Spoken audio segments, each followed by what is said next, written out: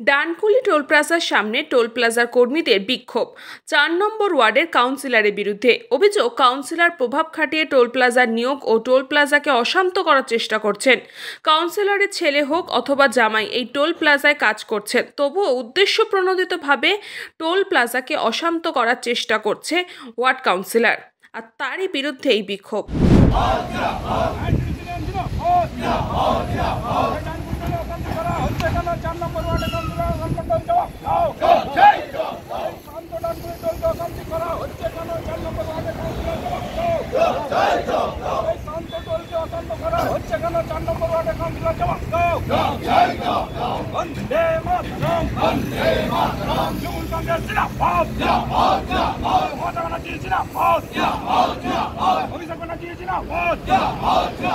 চার তারিখে যখন রেজাল্ট বেরোলো, 5 তারিখে দেখলাম বহিরাগত সঙ্গে নিয়ে কাউন্সিলর এবং আমাদের টোল প্লাজার ইউনিয়নের দুজনকে ছেলে নিয়ে এখানে এসে ধর্নায় বসার জায়গায় হঠাৎ করে দেখলাম ইউনিয়ন অফিস দখল করে নিল।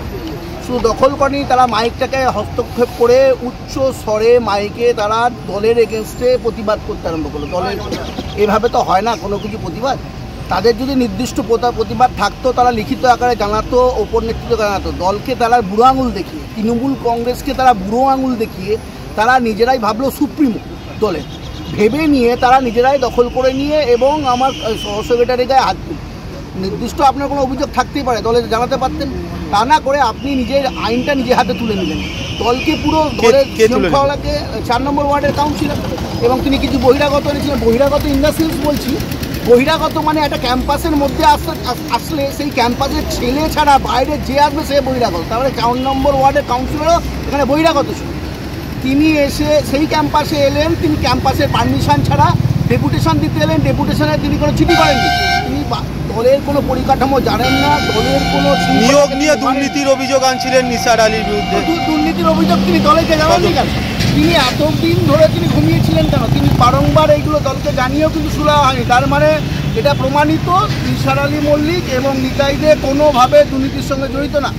দলকে তিনি জানিয়েছেন, দল তাদের তদন্ত করেছে এবং দল প্রশাসনিকভাবেও তদন্ত চালিয়ে দেখা। তিনি আগেও একবার অভিযোগ এনেছিলেন এখান থেকে নাকি গরু পাচার হয়, অস্ত্র পাচার হয়, কয়লা পাচার হয়, বালি পাচার হয়, এইসব এনেছিলেন। সেগুলো দল কেন, প্রশাসন তদন্ত করেছে, প্রশাসনিকভাবে ক্লিন চিট পেয়েছে এই দুটো নেতৃত্ব। তার মানে এটা মিথ্যা অভিযোগ।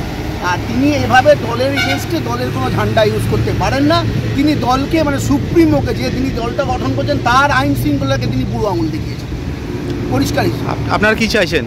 আমরা চাইছি শান্তির বর্তমান নিয়োগ কে করবে, আইআরবি জানবে। আমরা তো জানি না, ইউনিয়ন তো নিয়োগ করে না, নিয়োগ করা হচ্ছে আইআরবি। আর কি হয়, আইআরবিতে যখন তো ভ্যাকেন্সি তৈরি হয় ওপর নেতৃত্বের কাছে খবর যায় এবং সেটা হয়তো কাগজে নোটিফিকেশন হয়েছে এবং তার তিনি এতটাই 2-3 জনকে নিয়োগ করেছেন। কে নিয়োগ করেছে? কাউন্সিলর 4 জনকে নিয়োগ করেছেন। কোন কাউন্সিলর? 4 নম্বর ওয়ার্ডের কাউন্সিলর হাসান মণ্ডল এবং তার ছেলেকেও তিনি নিয়োগ করেছিলেন। তার ছেলে যখন আজকে 17 মাস তার অসুস্থ ছিল, আমাদের নিয়ম হচ্ছে এখানে যে যদি অসুস্থ থাকে তাকে কিন্তু মাইনেটা প্রদান করা। সেই অনুযায়ী তিনি কিন্তু তার ছেলে বাড়িতে বসে বসে না সই করে 17 মাস মাইনে পেয়েছে। তিনি মারা যাওয়ার পর তার জামাইকে আবার অন্য জায়গাতে উড়িয়ে এনে চাকরি দিয়েছেন। তাহলে তখন তার মনে হয়নি কেন যে 4 নম্বর ওয়ার্ডের একটা লোককে চাকরি দিই, 4 নম্বর ওয়ার্ডের একটা ছেলে চাকরি পাক? সেখানে তো বেকার আছে। এখানে অনেক বহিরাগত যারা, তারাই ম্যাক্সিমাম চাকরি পায়, এরকম একটা অভিযোগ। না, বহিরাগত চাকরি পায় এরকম কোনো ব্যাপার নেই। দেখুন, এটা চলটা আজকের নয় তো, চলটা বহু দিন ধরে 97 সাল থেকে চলে আসছে। প্রথমে ছিল এক্স সার্ভিসম্যানদের, টোটালটা ছিল 100% এক্স সার্ভিসম্যান। তারপরে ছিল 80-20, 80% এক্স সার্ভিসম্যান থাকবে, তার 20% থাকবে হচ্ছে জেনারেল কাস্ট, জেনারেল পিপল। তারপরে এটা হয়ে গিয়ে একটা 50-50 হয়েছিল। নাওয়েডেজ আমরা হচ্ছে 80% আর এ রয়েছে এক্স সার্ভিসম্যান 20%। এটা কেন্দ্রীয় সরকারের রুলস অনুযায়ী চলেছিল একসময়। তো তারপর থেকে আস্তে আস্তে লোকালরা ঢুকেছে, লোকালরা আস্তে আস্তে এখানে চাকরি করছে এবং আমরা খুব ভালো সুশৃঙ্খলভাবে চলছি। দলটা সত্যি মেনে চলে এবং এখানে কোনো অশৃঙ্খলা বা বিশৃঙ্খলা করার জায়গা নেই। এখানে আমরা এই মুহূর্তে আমরা 135 জন আছি। সেখানে দেখা যাচ্ছে আমাদের প্রায় 40 জন 4 নম্বর ওয়ার্ডের লোক আছে।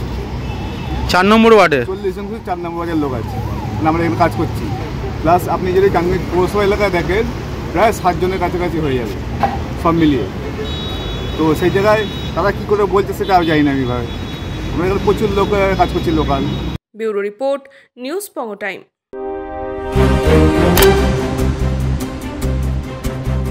फास्ट मूविंग वर्ल्ड में वही आगे है जिसके पास है स्पीड, जैसे मेघबाला ब्रॉडबैंड। सही स्पीड सही पहचान। सो अगर कॉन्स्टेंट फास्ट स्पीड चाहिए तो ले आइए मेघबाला ब्रॉडबैंड। আস্থা পলিক্লিনিক ও ডায়াগনস্টিক সেন্টার, এক ছাদের তলায় বিশিষ্ট চিকিৎসকদের চিকিৎসা পরিষেবা পেতে আজই আসুন আস্থা পলিক্লিনিক ও ডায়াগনস্টিক সেন্টারে। এখানে সব রকম রক্ত, মল, মূত্র ও কফ পরীক্ষা এবং ECG, easy, ENG, NCD, PFT 24 ঘন্টা হল্টার মনিটরিং ও ফিজিওথেরাপি অতি সুলভে করা হয়। আমাদের ঠিকানা নোনা চন্দনপুকুর, চ্যাটার্জিপাড়া। আমাদের যোগাযোগ number 7003758330। New Sadarupa, one stop solution for your smart choice. এখানে সকল প্রকার ব্র্যান্ডেড কোম্পানির TV, fridge, mobile, computer, laptop, sound system এবং মোবাইল ও কম্পিউটার অ্যাক্সেসরিজ সঠিক মূল্যে বিক্রয় করা হয়। প্রতিটি কেনাকাটায় আকর্ষণীয় ছাড় এবং নিশ্চিত উপহার। ঠিকানা ইন্দ্রলোক, সোদপুর, কলকাতা 110 এবং Muragachha, Sodepur, Kolkata 111। Animesh Suzuki, BT road, Agarpara. Motorcycle মানে সুজুকি। মোটরসাইকেল সেল এবং সার্ভিস করানো হয় অত্যাধুনিক যন্ত্রের মাধ্যমে। এখানে অত্যাধুনিক মডেলের বিভিন্ন গাড়ি পাওয়া যায়। পাবেন Suzuki Hayabusa, Suzuki Gixxer, Suzuki Bergman, Suzuki access 125 এবং সাথে সার্ভিস সেন্টারের সমস্ত সুবিধা। আমাদের শাখা আগরপাড়া, ব্যারাকপুর ভিআইপি তে। সকলকে সাদর আমন্ত্রণ। ওম সাই ব্যাংকুয়েট অ্যান্ড গেস্ট হাউস। আপনার পরিবারের যে কোনো সামাজিক অনুষ্ঠানের জন্য আসুন ওম সাই ব্যাংকুয়েট অ্যান্ড গেস্ট হাউসে। এই অঞ্চলের সবচেয়ে বড় সেরা ব্যাংকুয়েট। সিজন টাইমের ভিড় এড়াতে এখনই বুকিং করুন। আমাদের ঠিকানা ডাক্তার গোপাল চ্যাটার্জি রোড, সোদপুর, গির্জা। আমাদের যোগাযোগ নম্বর 9051714263।